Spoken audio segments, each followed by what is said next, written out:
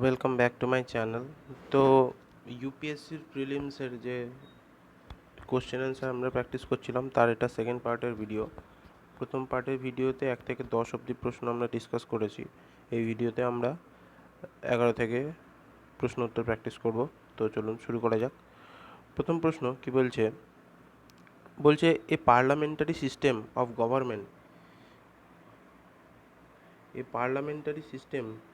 Government is on which is one in which কি বলছে all political parties in the parliament are represented in government। না, all political parties represent করে না, তাহলে এক একটা ভুল। দুয়েরটা বলছে the government is responsible to the parliament and can be removed by it। government is responsible to the parliament, ঠিক, and can be removed by it, এটাও ঠিক। তাহলে বিটা সঠিক। পরে অপশানগুলো দেখা যাক। The government is elected by the people and can be remove by them. না, পিপল দ্বারা রিমুভ তো হয় না, তাহলে এটা ভুল। তারপরটা বলছে the government is chosen by the parliament but cannot be removed by it before completion on a fixed term. এটাও স্টেটমেন্টটা ভুল। তাহলে এখানে একমাত্র অপশান বি সঠিক উত্তর হচ্ছে। তাহলে 11 দাগের বি অপশান। নেক্সট 12 দাগের প্রশ্ন বলছে at which part of the constitution of India declare the idea of welfare state। কনস্টিটিউশনের কোন part the ideal welfare state এটাকে ডিক্লেয়ার করে?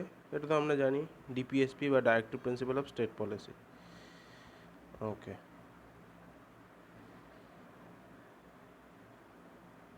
নেক্সট 13 দাগের প্রশ্ন।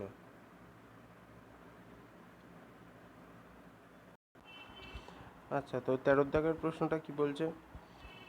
The constitution of India defines its basic structure in terms of federalism, secularism, fundamental right and democracy। না, এই স্টেটমেন্টটা ভুল। Next বলছে the constitution of India provide for the judicial review to safeguard the citizens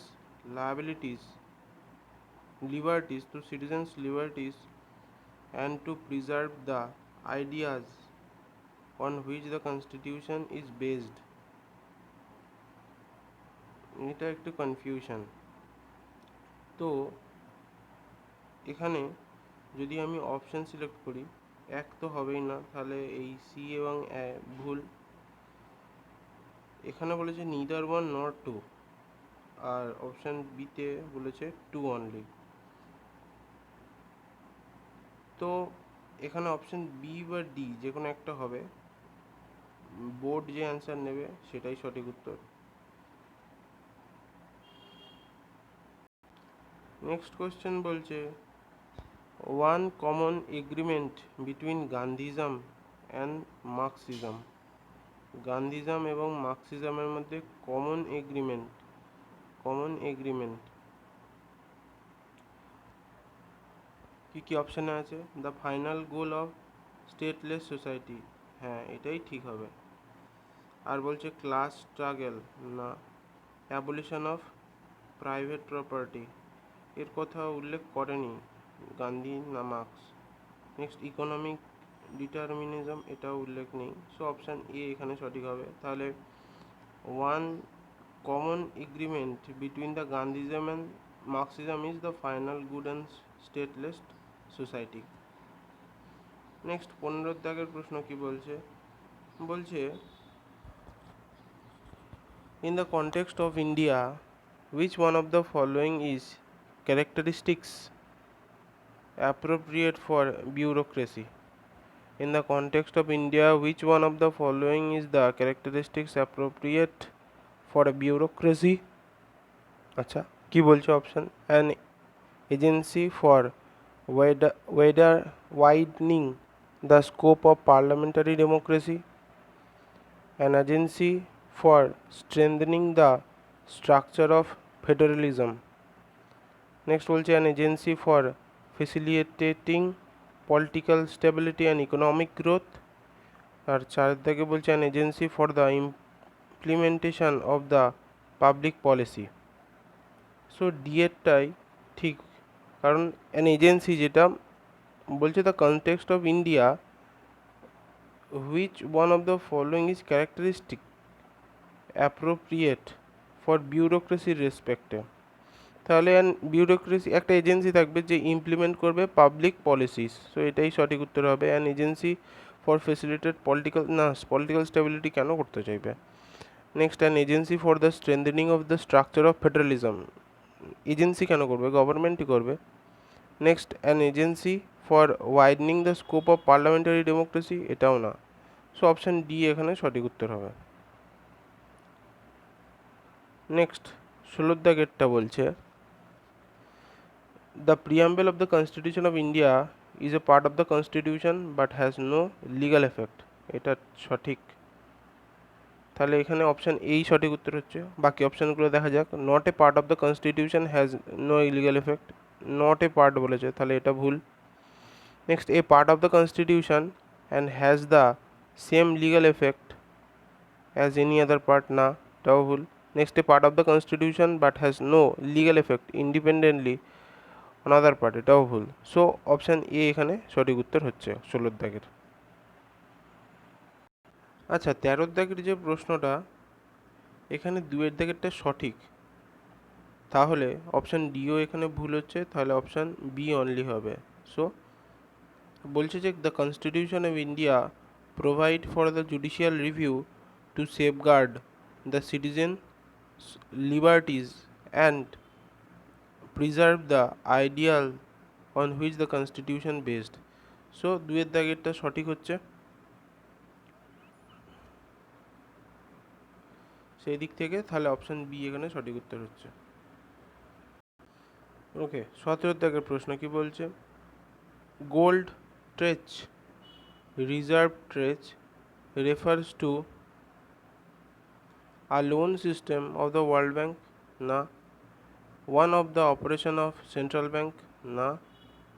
a credit system guaranteed by the WTO to its members, এটাও না। Next, a credit system granted by IMF, এটাই ঠিক, to its members. তাহলে gold tranche a credit system granted by IMF to its members. Next, 18 দাগের। ওকে, 18 দাগেরটা কি বলছে,